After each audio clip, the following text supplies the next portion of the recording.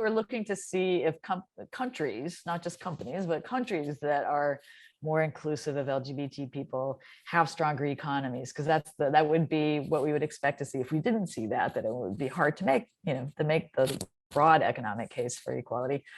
And that's, as you said, that's exactly what we found. We had this measure, we called it the Gill Row. It's counting up different laws related to homosexuality. And we had a different one for trans issues. And then we just compared it to countries' GDP. We had, rich countries and poor countries in there. We took into account lots of other differences in countries that matter for the economy. So we wanted to try to compare apples to apples. And we even included some measures of gender equality in there, because sometimes people think, maybe it's more that countries are just more open to everybody. But even when we took all those different factors into account, we still saw big differences that having one more right was associated with a much higher GDP per capita, as you just mentioned. And I think after we controlled for everything, it was about $1,600 more. It doesn't mean that if a country went out and immediately passed another law that they would see a big jump in GDP, but it sets the stage for it, right? It sets it creates these conditions that we've been talking about that will allow them to be more fully utilizing who everybody is, who LGBT people are, and what they have to contribute. Yeah, and you mentioned, good. It was just gonna say what you were just saying. Kind of, it makes me think about the flight of knowledge out of some of these countries. When more progressive, more liberal-minded folks and folks who are in the LGBT community decide to go outside of the country for their education, they come to places like the United States, or they go to Europe, and they go to some of these schools and they find a place for themselves there. They don't want to go back. They don't want to go back to those countries. And more often than not, they don't take that knowledge back. And so the brain drain that may be happening in some of these countries is potentially one of the things that is holding these countries back from having that kind of GDP growth. Because I mean, you just look at Silicon Valley, and there's just a slew of individuals who have come from other countries, come to the United States, gotten their education, and stayed there because they wanted to tap into the growth and the knowledge and the opportunity there. They didn't take it back with them. I think that's really important. And it's actually one of the things that's really hard to measure. So, that will get picked up in these broader comparisons of rights and GDP. It doesn't really get picked up in the estimates that I've done and that other people have done, trying to quantify or put a monetary value on some of these other differences, because we just can't really measure them very well. But I have no doubt that that's happening. Just as you said, we see a lot of people in these very productive, innovative places who come from other countries, and that's great for our country. In my opinion, immigration has been a really great thing for our country, but it's not necessarily a great thing for the countries they've come from. Yeah, and you mentioned this earlier in the episode, but you estimate that India lost about 1% of GDP, or the opportunity to grow about $1 billion because of homophobia and transphobia. That's huge. I mean, my question is, I guess, is, have you had the opportunity to share this with anybody of influence in India, and what was the response? Yeah, well, it sort of made the round. So it was a paper that came out from the World Bank, and I think there has been discussion of it. I've spoken to different kinds of audiences of business people and university people in India. And I've seen it cited in articles, newspaper articles in the media there. I think it also got cited in one of the Supreme Court decisions. So people do know about it. And it's interesting. There have been other studies in other countries that come up with pretty similar kinds of numbers. The Caribbean countries, a recent study came out that had pretty similar numbers. South Africa, Philippines, Kenya, some Eastern European countries. So we're seeing very similar patterns in different places. And yeah, those numbers sometimes sound small, like 1% doesn't sound very big, but as I mentioned in the book, I mean, that's like 1% of the global economy would be the whole country, the whole economy of the Netherlands. Poof, there goes, the Netherlands or Turkey, that we would have lost, there goes the Turkish economy. So, so these are large and meaningful figures overall. Yeah, not exactly what we're talking about, but I never read these numbers before. But you say that the U.S. government wasted between 290 million to 500 million between 1993 and 2010, discharging LGBTQ folks from the military service. Right. That's phenomenal to me. I don't know how that hasn't been broadcasted everywhere. That's just a waste of money. Yeah. It came up during that debate, but yeah, that's right. I mean, it's a great example. It's a very tangible example, training a fighter pilot and then dismissing them because they are LGBT. Yeah. The person's not cheap. You spend a lot of money on them. Right. People that we need. That's right. Yeah. So you share toward the end of your book, there is hope and opportunity. You share at the end of your book a 3-part plan to improve LGBT equality. 1, we need more resources to mobilize, educate, and innovate. 2, we need more LGBT inclusive laws and policies. And 3, we need more data on the lives of LGBT people in every country all over the world. To what extent do you think businesses should be included in that strategy? Well, they fit in everywhere on all 3 pieces of that. I think certainly, some businesses have been supportive of LGBT communities and have supported them philanthropically. Some have advocated in favor of good laws and policies and against the bad ones. And there are even a lot of companies that are starting to collect data on LGBT people and are participating in other larger efforts to do something with that data. So I think they are there.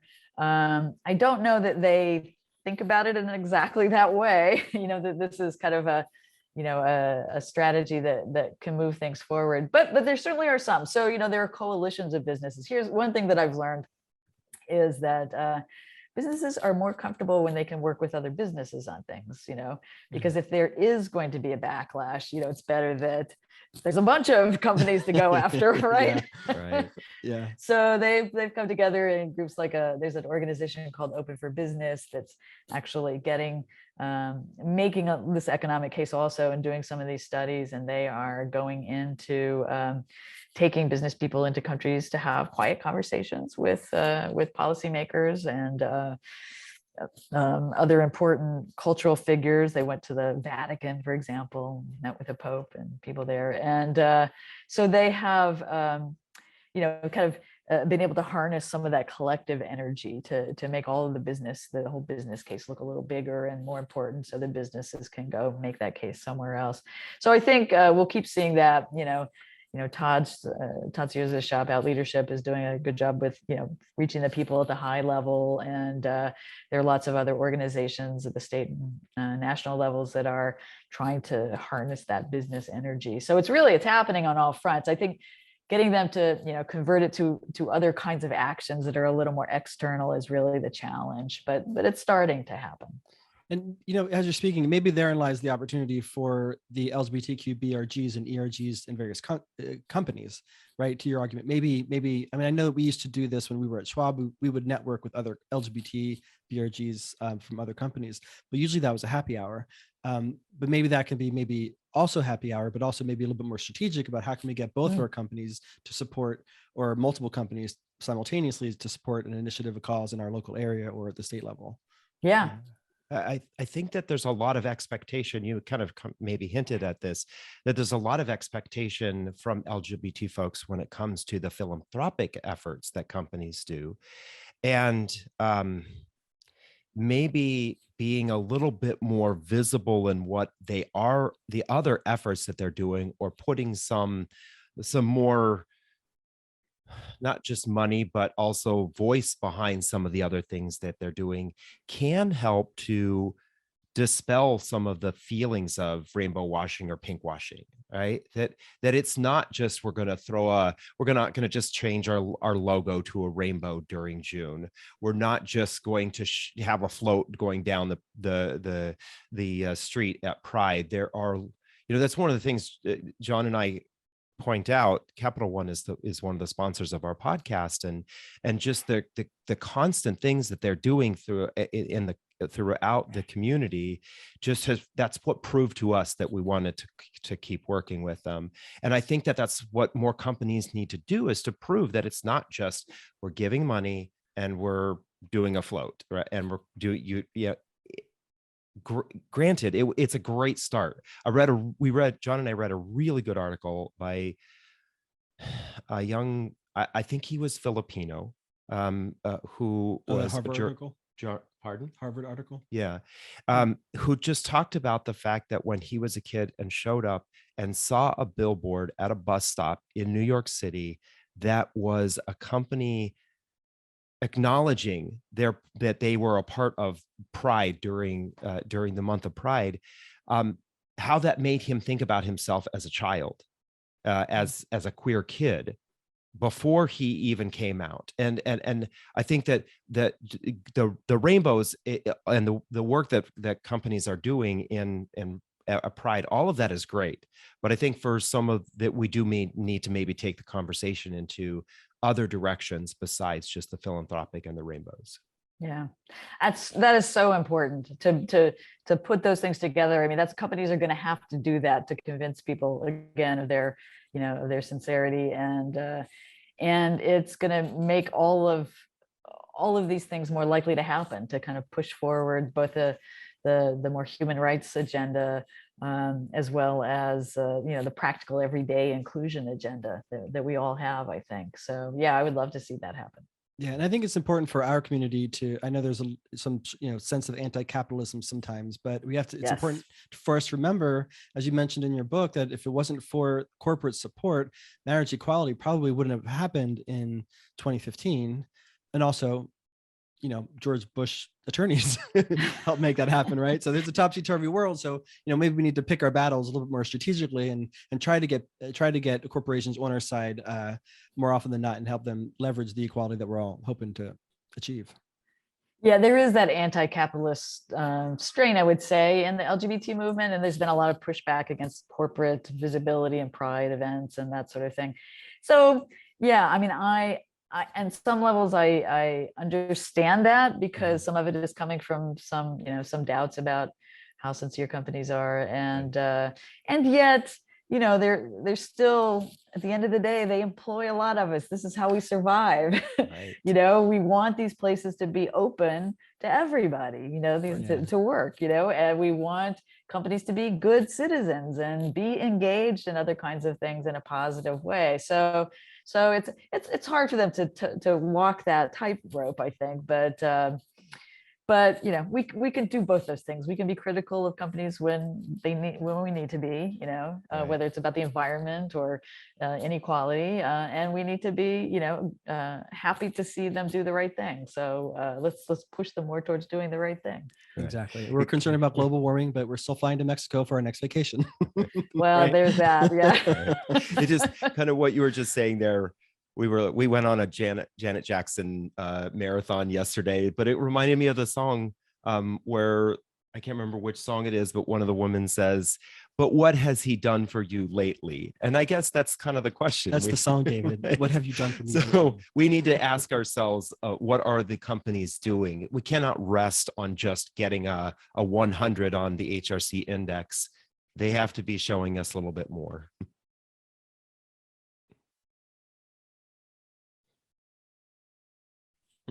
Oh, sorry about that. Oh, there you are. Yeah. Yeah. You just suddenly Disappeared. Our thing just became unstable. So why don't we go ahead and wrap it up? Lee, thank you so much for your time. We've thoroughly enjoyed this, and we could probably go on for hours, but our listeners won't pay attention that long. Where can our listeners track you down, follow you on social media, keep up with everything that you're creating? I'm on Twitter, isn't everybody? Maybe not for long. We'll see. So add Lee Badgett. I have a website where I post stuff pretty regularly, not exactly a blog, but things that I'm working on. It's just www.leebadgett.com. And I have some stuff on a new project I'm doing there on economic empowerment for LGBT people. So cool. yeah, so I hope people will keep up and keep in touch. Nice. Well, thank you so much. We appreciate your time. Thank you. This has been really fun. I enjoyed it. Cool. Wow. Thank you, Lee, for your time and the wealth of information that you shared with us and our listeners. We appreciate it. To you, our listeners, here's your Queer Money takeaway from this episode. Consider the grassroots movements you can create in your own workplace. Many of us work for large corporations with LGBT business resource groups. And if used strategically and partnering with others, we can affect huge change. Exactly. Finally, subscribe to the email list in your podcast player for your chance to win a free copy of Lee's book, The Economic Case for LGBT Equality. Then join us next week for another episode of Queer Money. Thank you and have a great week.